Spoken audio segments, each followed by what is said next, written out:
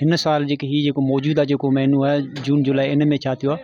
इन खां अॻु में बि हिकिड़ो वाक़ियो थियो हुयो 4 साल अॻु, उन में बि 2 छोकिरियूं ज़ाया थियूं, यानी 6 क़ीमती जानियूं ज़ाया थी चुकियूं आहिनि इन दौरान हीअ जेके हादसा थियनि पिया। असां उन टाइम ते बि इहे शयूं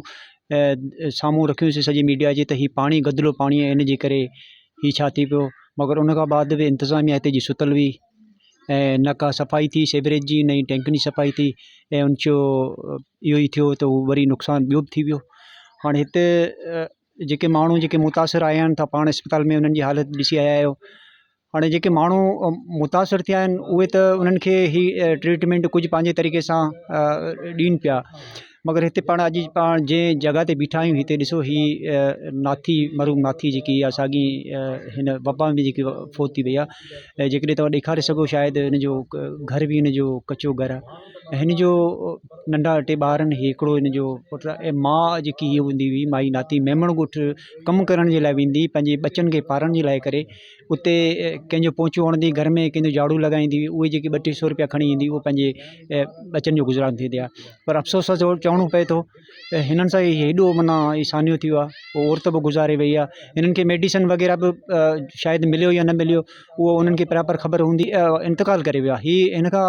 अॻु हिन जे पीउ 3 साल अॻु माज़ूरी जी हालति में इंतकाल करे वियो आहे। हाणे हीअ हिकिड़ो नंढड़ो छोकिरो आहे जंहिंखे बि असां रोज़गार जी सांघे के प्राइवेट स्कूल में हिनखे लॻायो आहे, पोइ हुनखे 10-12 हज़ार हुनखे हितां खां पघार मिले पई, त उहो ई हाणे नंढनि ॿारनि जो आहे आवाज़ु। बाक़ी इंतिज़ामिया सां असांजो इहो ई मुतालबो आहे, हीअ त तव्हां उन्हनि खे मेडिसन वग़ैरह ॾियनि पिया, कुझु माण्हू पंहिंजे पैसनि ते मेडिसन वग़ैरह त, पर हाणे ॾिसो हीअ जेकी घर में माण्हू जेके मुआ आहिनि उन्हनि घर में हिकिड़ो त को माण्हू कमाइण वारो जेको माण्हू हलियो वञे त उनजे घर जी आमदनी किथे थींदी। तव्हां वटि हंगामी फंड आहिनि, बराए महिरबानी उन्हनि हंगामी फंडनि मां हिननि जेके माण्हू फोत थिया आहिनि या मुतासिर थिया आहिनि उन्हनि जी तव्हां माली मदद करियो, या उनखे ॿिए सूरत में उन्हनि जी का